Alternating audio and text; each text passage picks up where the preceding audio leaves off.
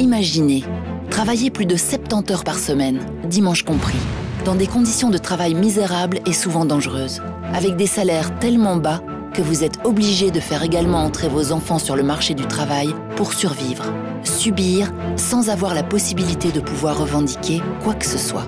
Voilà le quotidien de nos ancêtres il y a un siècle d'ici.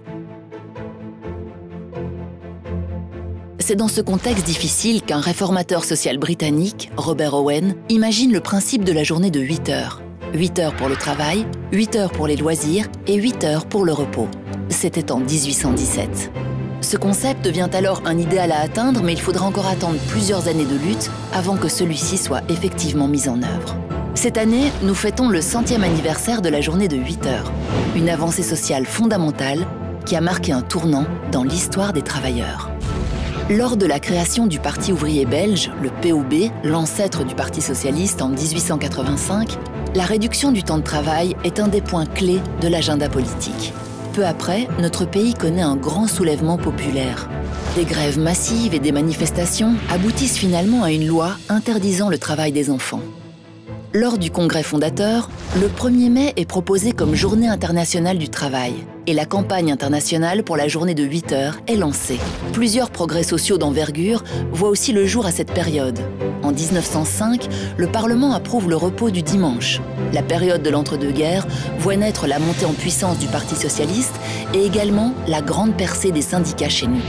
En 1919 et 1920, c'est l'époque des grandes grèves, très dures, très noires. La principale revendication est l'augmentation salariale, mais la journée de 8 heures et la reconnaissance des syndicats jouent également un rôle. C'est finalement le 14 juin 1921 que la loi sur la journée de travail de 8 heures voit effectivement le jour, fruit du ministre du Travail socialiste, Joseph Wouters. On travaille partout officiellement 8 heures par jour, 6 jours par semaine, 48 heures au total. Mais cette réduction du temps de travail va souvent de pair avec une augmentation de la charge de travail. En 1936, le congé payé devient une réalité. Tous les travailleurs bénéficient désormais d'une semaine par an. Dans les années 50, les employeurs veulent augmenter la productivité et imposent de nouvelles méthodes de travail. Les syndicats sont disposés à collaborer à l'augmentation de la productivité, mais uniquement si les travailleurs peuvent profiter eux aussi du fruit de ces efforts. Ce qui signifie un salaire plus élevé et une réduction du temps de travail en compensation de l'augmentation de la pression. La semaine de 45 heures suit en 1965. C'est la naissance du week-end. On travaille 5 jours par semaine. Le congé légal est également allongé à 2 semaines. En 1973, l'accord interprofessionnel reprend de nouvelles étapes vers la semaine de 40 heures. Une nouvelle semaine de vacances est ajoutée, de même que des jours fériés supplémentaires. Le salaire mensuel minimum garanti voit également le jour. En 2003, la semaine de 38 heures que nous connaissons aujourd'hui est finalement introduite, en même temps que le crédit temps, une forme individuelle de réduction du temps de travail.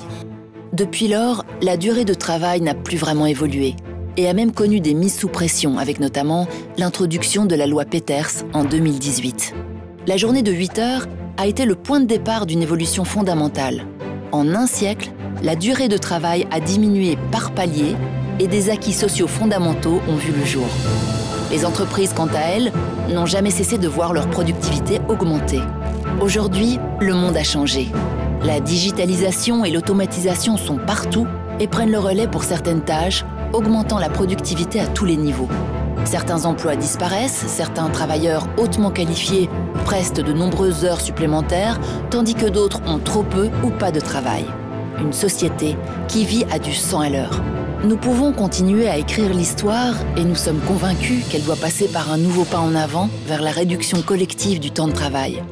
Pour rééquilibrer les choses, en répartissant le temps de travail entre tous, pour créer des chances pour les jeunes, les travailleurs sans emploi et les travailleurs peu qualifiés ou à temps partiel, pour une meilleure qualité de vie et un impact positif sur le bien-être et la santé des travailleurs, pour plus d'égalité hommes-femmes et pour offrir une solution et préserver l'emploi face aux restructurations qui sont à craindre. Résister.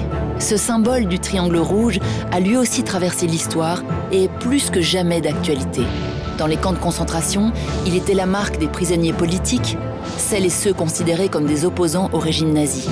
Aujourd'hui, il est le symbole de la résistance aux idées qui menacent nos libertés fondamentales. Travailler pour vivre et non vivre pour travailler. La réduction du temps de travail est l'une des clés pour y parvenir. Demain, une nouvelle page doit s'écrire. Ce n'est pas une utopie, il suffit juste de faire un pas en avant. Comme cela a été le cas il y a 100 ans d'ici.